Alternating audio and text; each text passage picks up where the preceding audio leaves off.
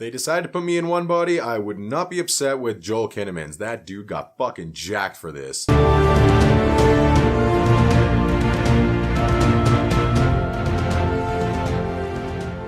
Hey guys, it's G from the F Word here to review Altered Carbon, the new Netflix original. Now, it's a spoiler-free review. I'm just going to give you the basics, get into the good and the bad. 300 years into the future, we are able to take our consciousness in these things called stacks and put them into other bodies that they call sleeves. Kind of like putting your socks on. I'm going to put on a different pair of socks whenever I can afford it, and these ones are quite expensive. And, you know, you can almost cut that gym time in half by just taking your consciousness and putting it into some jack dude like Joel Kinnaman. The character Joel Kinnaman plays is called Takeshi Kovacs. Now, his stack is put into Elias Ryker, who is the body of Joel Kinnaman's playing. Takeshi's real body is played by Will Young Lee. We get that backstory and a lot of stuff with Will Young Lee and Joel Kinnaman's body with Takeshi's in there, and you get that kind of identity crisis thing going on as well. So he's brought back after 250 years of cryogenic sleep by a guy named Bancroft, who wants to find out who killed him. Something happened with his data backup or whatever that's had allowed him to live for a very long time,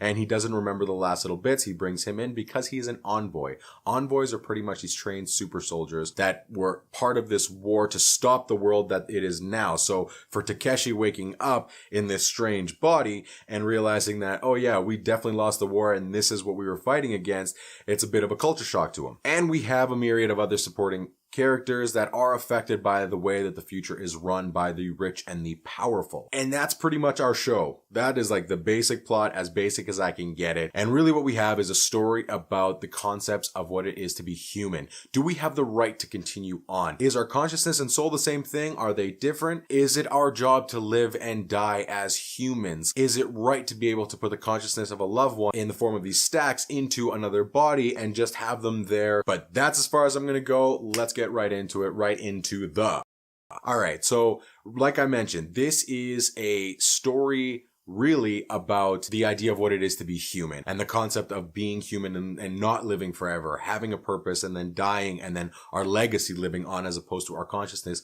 constantly living on. And it does a really good job of that. If you're sitting there wondering, this looks kind of like Blade Runner, yeah, it's got a Blade Runner feel to it, from the color palette to all that stuff. But that's not necessarily a bad thing. It's a very easy introductory to a lot of the concepts that you might find also in a Blade Runner. It's holds your hand a little bit while it's going on. It doesn't get lost on you too much, which is fine because Blade Runner took me 2 or 3 times to really get everything about Blade Runner. And this one, you go through it once, you're good to go. Joel Kinnaman has had a little bit of a rough run with Suicide Squad, but I think this is a really good role for him. He does a good job. He's got a physical presence so he doesn't get lost in the scenes with other people. He's just a huge, super jacked dude, but the style of his acting is subtle enough that it kind of doesn't make him stand out too much and allows you to experience the rest of the world. And it allows the supporting actors to be there for him without having them get lost in the shuffle as well. One of the other characters that I really liked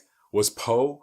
You'll find him in this. I don't want to say too much about Poe, but he is awesome. I liked him a lot. And the character that played him, I thought played him really well. I've never read the book. I don't know how Poe was supposed to be. I don't know how people pictured it in the book, but I thought he was really awesome in this. I just liked every scene that he was in, and his interaction with Takeshi Kovacs was just really good. But the number one thing I would say, the best thing about this show is definitely the production design, the CGI, just the world that they built there. Yes, like we talked about already, kind of like Blade Runner. But if it's done well, it still looks cool, and it looks cool in this. The scenes are really great. The shots that they do, the cinematography in general is just really nice, and there's some really beautiful scenes in this. For a TV show, this really ups the ante on production value, and that was definitely a highlight in the whole thing. Visually, it's just awesome.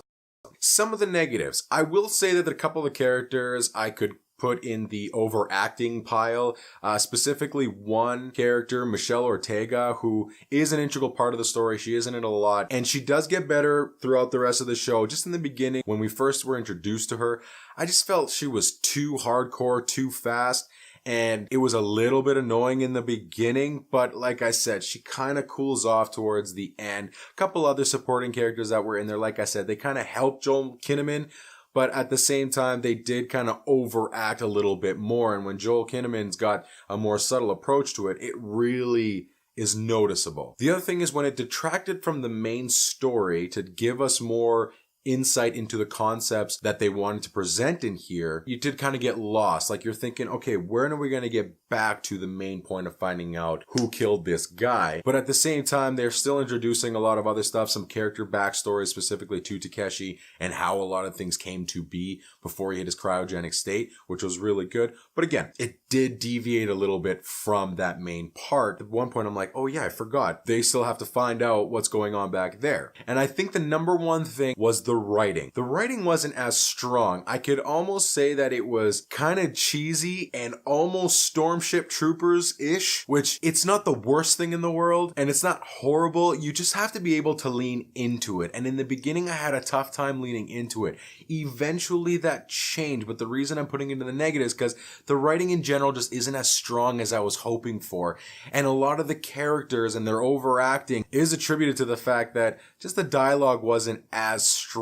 So that's pretty much it in terms of the negative stuff. I can't say too much. Like I said, the writing can get to you a little bit. You're kind of watching this and you're like, this is a little bit cheesy, but you know, it's not horrible. On a 1 to 5 scale of how negative it would be, I mean, it's probably like a 2.5 for me.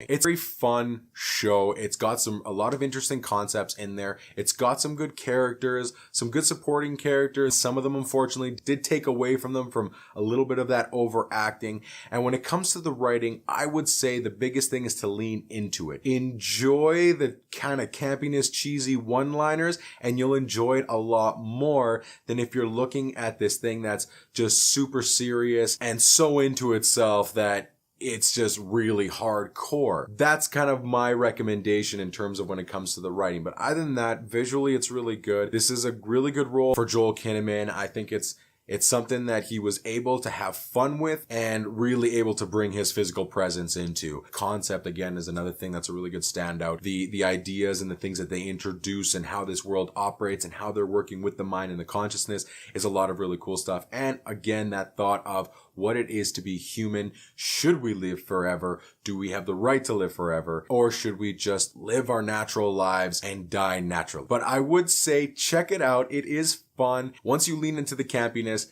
you'll have a little bit of fun with it. I'd say it's worth your time, especially if you're just sitting around, you want something to watch. Watch this. It's really easy to get into. Holds your hand for a lot of the points, so you don't have to invest too much brain power into it. Very easy concept, some really cool visuals, and yeah, I think you'll enjoy it. Anyways, guys, that's my quick non-spoiler review of Altered Carbon. Let me know if you've seen it in the comments below, and if you haven't and you do, come right back. Let me know what you thought of it. You can find me on Twitter at the FWordsG. Make sure you're following Entertain Facts on Instagram to get in our live show and more content. And you can always email us at the FWordPodcast at gmail.com. And until next time, I'm G and I am out.